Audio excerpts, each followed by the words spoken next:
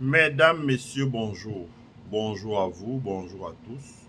Je suis Élisée Yonta, analyste financier et économiste. Je vous remercie de suivre ma présentation qui s'intitule Quels sont les plans de sauvetage possibles pour les banques commerciales dans la CEMAC. Donc, je vous ai expliqué dans une vidéo précédente que les banques commerciales étaient en difficulté. Ceux qui veulent peuvent aller regarder les vidéos précédentes sur le même sujet. Et ici, je vais vous expliquer quels sont les plans de sauvetage possibles. Je vous prie de partager la vidéo, de vous abonner et de mettre un like, un j'aime sur la vidéo afin que YouTube puisse la proposer au maximum de personnes possible. Les pays de la CEMAC donc sont confrontés à des difficultés de trésorerie qui font qu'elles ne parviennent pas à payer le principal de leurs emprunts obligataires à la bourse. C'est pour ça que je dis que les journalistes dans nos pays, vraiment, ce pas des gens sérieux. Parce que très souvent, ils écrivent en voyant un grand titre là. L'État rembourse 75 milliards. Je viens toujours sur leur page Facebook et je leur demande, les 75 milliards là, c'est le principal ou c'est les intérêts? Ils ne disent jamais rien. Mais très souvent, on sait que c'est les intérêts. Ce n'est pas le principal. Donc ça sonne bien, hein, manière que c'est dit à un grand titre, avec la photo du ministre des Finances. Je leur pose toujours la question, c'est le principal ou c'est les intérêts? Donc, l'État paye les intérêts, ce qui est normal, mais on s'aperçoit qu'au moment de payer le principal, qui est le montant costaud, il ne parvient pas à payer le principal. Donc, il diffère. Donc, je vous ai expliqué également dans la vidéo précédente comment, quand l'État diffère le paiement de principal, il recourt à ce qu'on appelle un réchelonnement. Donc, un réchelonnement, ça permet de différer soit aux banques commerciales qui ont souscrit les emprunts obligataires à la bourse, soit à la banque centrale qui ont souscrit les emprunts. Donc, alors, la question maintenant, c'est à partir du moment où le non-paiement de ce principal, qui est constitué des dépôts des personnes physiques ou des entreprises dans les banques, que les banques inscrivent au passif de leur bilan et qu'elles empruntent sous forme d'achat de ces titres, qui sont les emprunts obligataires de l'État, deviennent des actifs dans leur bilan. Quand ces actifs sont compromis, les banques doivent passer des provisions, ce qui diminue leur niveau de liquidité. Elles doivent, comme leur a exigé la COBAC, recapitaliser les banques pour avoir un niveau de liquidité qui leur permette d'être dynamiques sur le marché du crédit. Donc, on part du principe que, si je me réfère aux données, aux mécanismes de travail du FDIC, qui est une agence fédérale aux États-Unis, de la Banque centrale, la réserve américaine, il y a problème au niveau de la réserve des banques commerciales dans notre pays. Bon. Ce que j'ai apprécié, c'est la COBAC qui a commencé à donner une injonction aux banques de tout faire pour relever le niveau de leurs fonds propres, afin que le niveau de leurs fonds propres couvre tout le montant des engagements qu'elles ont pris dans des dettes obligataires qu'elles ont fait à l'État. Donc, ça passe par la recapitalisation pour certains, ça passe par des emprunts sur les marchés convertibles en actions pour d'autres. Ça, c'est encore plus compliqué là. Je ne sais pas comment ils vont faire, mais en tout cas, on verra. Peut-être que M. Conchou, qui est quelqu'un que je respecte, il est CFA comme moi. Donc, peut-être qu'il a une baguette magique qui va lui permettre de se sortir de ce guêpier-là. Donc, mais la question qui se pose, c'est comment est-ce que l'État dans nos pays fait pour pouvoir travailler avec la Banque centrale. J'attends de voir ce que vont dire le ministre des Finances camerounais, le gouverneur de la Banque centrale, le président de la COSUMAF, le président de la Caisse autonome d'amortissement. Apparemment, ils ont une conférence ou bien un forum qu'ils vont faire. J'espère qu'on va entendre ce qu'ils vont dire et que ce qu'ils vont dire, ils vont certifier sur le cœur et accepter de répondre de leurs actes si demain les banques commerciales venaient à fermer les portes. Parce qu'à partir du moment où l'État réchelonne, le principal qui ne revient pas, c'est de la trésorerie en moins. Mais dit comme ça, parce que quand on dit L'ensemble des dettes du Cameroun, c'est par exemple le principal, c'est par exemple 2500 milliards. Le Congo, c'est par exemple 2000 milliards. Bon, je ne connais pas quelle est la part qui est due à la Banque centrale. C'est peut-être 800 milliards, je n'en sais rien. Mais même si c'était 1200 milliards pour 3 pays, ça fait 3600 milliards pour les banques locales qui ont des totaux de bilan de... Je sais pas, je prends la plus grande banque camerounaise, dit-on, elle a un total de bilan de 1500 milliards. Elle aurait à peu près 300 milliards, 200 milliards de fonds propres, dit-on. Donc, elle peut donner des prêts sur des cycles de 4 mois x 3. Donc, elle finit souvent avec 1200 milliards de prêts à l'économie. Mais écoutez, 200 milliards, si elle s'est engagée dans ces opérations à hauteur de 120 milliards, vous comprenez bien qu'elle doit trouver un niveau de reconstituer son niveau de fonds propres. Donc, il faut une augmentation en capital de 120 milliards ou bien il faut un apport de trésorerie extérieure qu'elle peut justifier, qui soit du long terme pour couvrir ces prêts-là. Donc, ces créances, à partir du moment où techniquement elles sont compromises, il faut trouver une solution. Première chose. Deuxième chose, le signal que peuvent donner les ministères de l'économie et des finances aux banquiers que cet argent sera remboursé, c'est une croissance économique. C'est un vrai redémarrage de l'économie. C'est un vrai redémarrage de l'économie. Donc, ça s'appelle un stimulus. C'est ce qui se passe en ce moment en Chine. Où, dans un premier temps, il faut que la Banque centrale demande certes aux banques de faire un effort pour reconstituer leurs fonds propres, comme a fait la Commission des opérations bancaires en Afrique centrale, faire un effort pour reconstituer leurs fonds propres, c'est la première chose. Mais la deuxième chose, c'est que même quand elles ont fait un effort, ces provisions restent toujours dans le bilan. Donc le bilan est sale, comme on dit. Et il faut nettoyer le bilan. Et donc il faut sortir ces créances compromises du bilan. Parce que, autrement dit, ça va plomber l'activité des banques, même si elles procèdent à une augmentation de capital. Et la seule personne qui peut permettre de faire sortir de nettoyer cela des banques, c'est la Banque centrale encore. La Banque centrale est une banque d'émission. Moi, ça me choque souvent quand je vois la Banque centrale réaliste. C'est-à-dire que vraiment, quand vous lisez la presse économique du Cameroun, si vous n'êtes pas solide, vous allez tomber malade. Je vous dis, ça va vous rendre malade. Vous demandez qui peut bien écrire ça. Mais en tous les cas, ce sont des articles à gage. C'est-à-dire, on dit, la Banque centrale n'est pas là pour faire des bénéfices. La Banque centrale est là pour doper l'économie. Et en la matière, je m'attendais, moi, à voir une réunion, une communication du Conseil de politique monétaire de la BEAC, qui est la Banque centrale des banques des États de l'Afrique centrale, où la BEAC dit, nous allons, pour réinjecter la liquidité dans le domaine bancaire, procéder à la politique d'open market. Donc la politique d'open market, je précise ce que c'est. La politique d'open market, c'est une politique qui permet à la Banque centrale d'acheter les titres de l'État et les détenir par devers elle, et en contrepartie, d'injecter les liquidités dans le circuit économique. Ça veut dire que les 2000 milliards du Congo, les 2000 milliards du Cameroun, les 2500 milliards du Cameroun et du Congo, les 2500 milliards de la République centrafricaine, la Banque centrale devrait nettoyer ça du bilan des banques. Nettoyer ça du bilan des banques. Parce que ce n'est pas bien de laisser aussi longtemps des banques dans une position où ça hésite. Le public composé des usagers profanes ne connaît pas. Mais tous les chefs d'entreprise ont des avocats d'affaires, des experts comptables qui leur conseillent et qui vont leur dire, faites attention, il y a péril dans la demeure. Rien qu'en lisant le bilan des banques qui sont publiés dans les journaux ou qui sont publiés sur le site de la Banque centrale.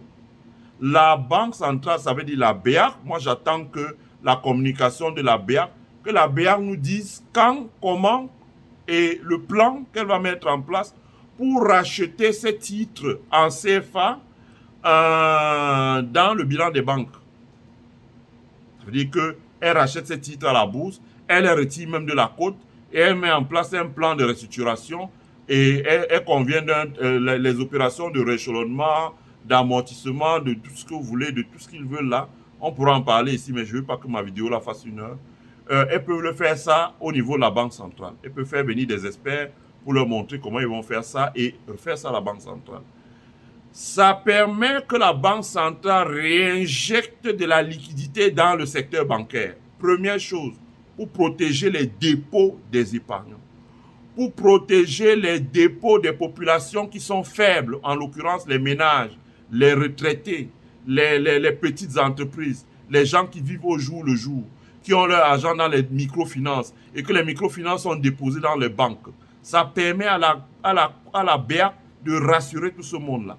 Donc la BEAC, qui est une banque d'émission, doit procéder à l'injection de la liquidité dans le bilan, dans les banques, et en reprenant ces titres-là et en redonnant aux banques de la liquidité. Ça veut dire que les banques auront dans leur bilan, à la place des actifs compromis, auront désormais de la disponibilité, autrement dit du cash, qui est un actif, et ce cash-là va permettre de faire une reprise sur provision, donc d'enlever les provisions qu'on a mis au passif du bilan, de les nettoyer, donc de présenter un bilan qui soit clair.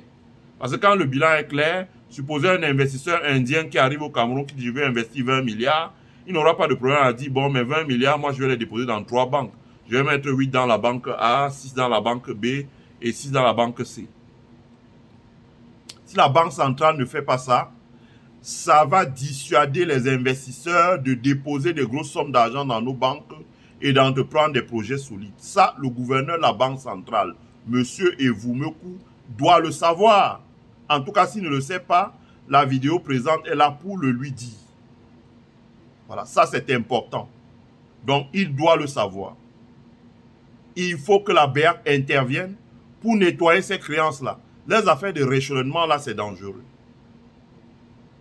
En tous les cas, ça fait courir un risque à l'économie avec l'argent des petits épargnants. Et s'ils se cassent la gueule, à l'avenir, je ne vois pas qui, comment, quand et de quelle manière osera encore faire des dépôts d'argent dans les banques. Ça, c'est important. C'est la première chose. Donc, acheter et détenir dans les banques.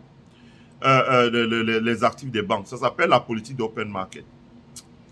La BEAC aussi, bon, je précise bien que dans le cas de ce que je viens de dire, la BEAC peut acheter à condition que la base bancaire ne soit pas dépassée par nos États. Or, j'ai eu entendu une fois un économiste camerounais que je respecte, Bernard Wanji, qui a fait son MBA ici à Wharton, qui est aussi une des très grandes universités d'excellence aux États-Unis. Bernard Wanji n'a pas hésité à dire publiquement que il fallait faire attention parce que la base bancaire du Cameroun était atteinte et dépassée et que cette base bancaire étant atteinte et dépassée, ça faisait problème pour l'État du Cameroun qui ne pouvait plus emprunter au niveau de la Banque centrale. Donc dans ce contexte, je ne sais pas. Mais je pense que si la Banque centrale rachète les titres qui sont disponibles dans les banques, ça ne devrait pas poser problème. Ça, c'est la première chose. La deuxième chose en termes de restructuration, c'est que la Banque centrale peut abaisser le niveau de réserve pour augmenter le niveau de liquidité dans les banques aussi. Ça, c'est une chose qui est faisable au niveau de la Banque centrale en ce qui concerne les restructurations bancaires, hein, etc., etc. Et enfin, la dernière chose, c'est que s'il y a des titres des entreprises, mais là, je ne pense pas, on parle ici des titres des trucs, la Banque centrale peut aussi reprendre certains titres à court terme des banques, comme les lettres de crédit, etc., etc., les escompter à taux zéro, si c'est possible. On a vu ça au Japon, hein, à taux zéro, pour permettre de réinjecter la liquidité dans les banques et les permettre de souffler. Parce que les banques ont quand même prêté cet argent à l'État. Voilà, ça c'est important. La Banque centrale doit entrer en jeu. Si elle n'entre pas en jeu, ça peut mess up dans les jours qui arrivent et ça peut créer davantage de problèmes qui lui sera difficile. La deuxième chose que j'allais dire, c'est un stimulus plan. On attend des ministres des Finances, non pas de nous parler d'optimisation, mais de sortir un stimulus plan. Le stimulus plan, ça veut dire comment on redémarre l'économie en réinjectant l'argent dans l'investissement public, en donnant des incentives chez les gens qui ont des projets dans les tiroirs. Hein, je sais qu'au Cameroun, par exemple, c'est les hommes d'affaires qui sont des ministres. Ça veut dire que quand vous arrivez, ils vous disent, bon, moi, je gagne quoi là-dedans? Sinon, ils préfèrent que le pays là s'effondre totalement. Mais il faut qu'ils agissent avant que le pays ne leur... avant que ça ne se gâte, comme on dit, parce que si ça pète là dans la rue, eux-mêmes, ils vont voir ce qui va se passer. Attention, parce que si demain, les gens se précipitent au guichet des banques et qu'il n'y a pas d'argent, ça va les retrouver, ça va les remonter à la gorge. Hein? Et dans un monde ouvert, ils vont plus se permettre de faire ce qu'ils avaient fait en 2008 en ouvrant le feu sur les gens à bout portant. Donc, il faut un stimulus plan. Un stimulus plan, c'est un plan de relance de l'économie. Hein? Je ne vais pas aller dans tous les détails, mais je pense que ceux qui sont au ministère de l'économie et de la planification, au ministère des Finances et du budget, il y a trop de ministères pour ça, etc., doivent pouvoir concevoir un stimulus plan qui ne consiste pas à donner à augmenter le nombre de marchés publics, vu que là, on parle de la dette vis-à-vis des banques. L'État n'arrive pas à payer la dette vis-à-vis des gens, des prestataires de services, dans un pays comme le Cameroun. Et l'État n'arrive non plus à payer la dette vis-à-vis des entreprises. Des entreprises d'État n'arrivent pas à payer leurs dettes que l'État a endossées. Donc, ce n'est pas comme ça. Il faut relancer l'investissement privé, productif, créateur de richesses dans les secteurs de pointe. Je n'ai pas besoin de faire un dessin. Les projets existent dans les cartons. Ils sont dans les ministères. Nous-mêmes, quand on était au Cameroun, on a porté plusieurs projets dans les ministères. On nous a dit, allez apporter 4 milliards ou allez apporter combien. Non, les projets sont restés dans les tiroirs. Peut-être est-il temps qu'ils se bousculent un peu, qu'ils sortent ces projets-là dans les tiroirs, qu'ils les font démarrer. Et en démarrant, ça va générer un surplus d'activité, la croissance économique. Donc, qu'ils amendent la fiscalité, etc., etc., pour faire que les projets sortent de terre. C'est le supplément d'activité qui est généré par un stimulus. Parce qu'un stimulus, ça permet de générer une croissance à 3 ans. Je prends un seul exemple, je n'en prendrai pas d'autres. Si l'État donne des incentives à des entreprises industrielles pour changer dans un délai de 6 mois leur ligne de production de manière à engranger la compétitivité, ça veut dire de garder les mêmes effectifs et de multiplier par 4 la production dans des produits qui permettent de satisfaire la demande sur le marché. La conséquence, c'est que si le chiffre d'affaires est multiplié par 3 ou par 4, le montant de TVA, le montant d'impôt sur les revenus, le montant d'impôt sur les bénéfices, etc., qui sont dus à l'État va augmenter. Et cette hausse-là peut être mise dans un compte d'affectation à la BEAC. Si par exemple la BEAC a racheté ces titres-là et les a restructurés, je ne pourrais pas aller dans les détails, ce serait long, l'État peut commencer à les apurer petit à petit, sans que ça ne crée une casse dans l'économie. Ça, c'est important. Il faut le dire et il faut que l'État agisse le plus rapidement possible. Voilà. Donc, on parle là de restructuration bancaire. Mon conseil à nos parents qui sont là, je dis ça pour terminer la vidéo, c'est que faites attention, écoutez un peu ce que vos enfants ont à vous dire. Je sais que quand on dit ça, les gens vont dire, ah lui là c'est qui même?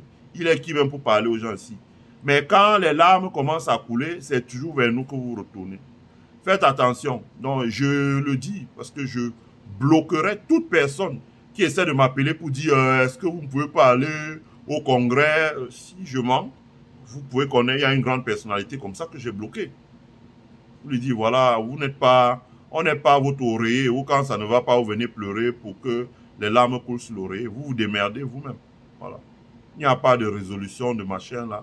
Je dis bien, je bloquerai toute personne qui ose s'hasarder dans ce sens. Voilà. Donc, faites attention. Comme je l'ai dit, diminuez le risque. L'argent liquide qu'on dépose dans une banque, c'est un actif pour vous. Vous déposez 50 milliards dans une banque, ne faites plus ça. Enlevez l'argent, là, mettez 5 milliards dans 10 banques. Comme ça, si demain ça ne va pas, comme je vous ai dit, si on rationne, on dit vous pouvez enlever seulement 1 million par banque et par mois, vous venez vous enlever 1 million, 1 million, 1 million, 1 million, vous êtes sûr que dans 4 mois, vous avez sauvé au moins 40 millions sur votre argent. Deuxièmement, si vous avez 50 millions, faites ce que vous avez souvent fait. Mettez une partie de l'argent dans un actif qui s'apprécie. Ça peut être un terrain, par exemple.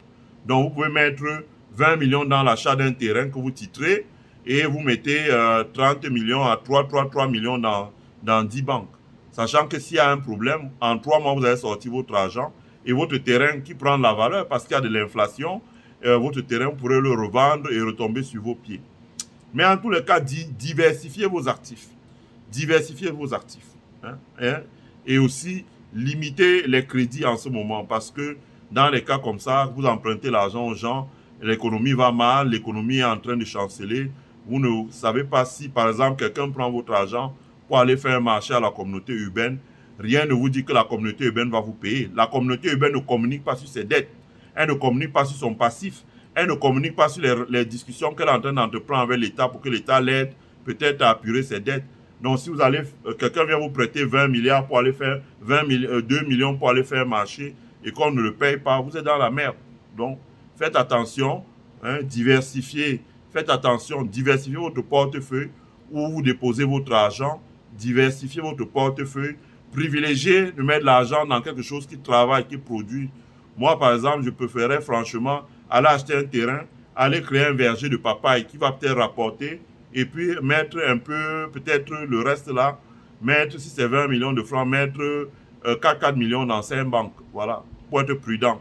En privilégiant les grandes banques internationales comme les Sociétés Générales, etc. Parce que s'il y a un problème, elles ont leur maison mère qui peut apporter du cash pour pouvoir éponger. Les grandes banques comme les UBA, elles ont des actifs, la maison mère peut venir, peut-être à Freeland, etc. Mais attention aux petites banques. Attention aux petites banques.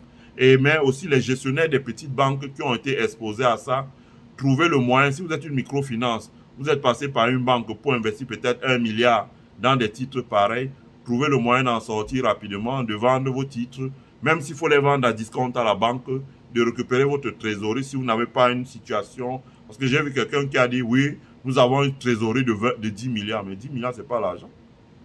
Je suis désolé, 10 milliards, ce n'est pas l'argent. Je ne veux pas être très méchant. 20 millions de dollars, ce n'est pas l'argent. Donc, faites attention. Voilà, ma présentation s'arrête ici et c'est la dernière de la série. Vous voyez ce qu'on peut faire pour vous servir. On se donne vraiment la peine. Il est tard ici. Je remercie tous ceux qui ont suivi ou qui vont suivre cette présentation. Je vous prie de mettre un like pour nous encourager en faisant que la vidéo soit disponible au maximum, soit recommandée au maximum de personnes. Mais également, abonnez-vous sur notre chaîne et invitez vos amis à s'abonner sur notre chaîne car le meilleur sur cette chaîne est à venir. Passez une excellente journée. Bye.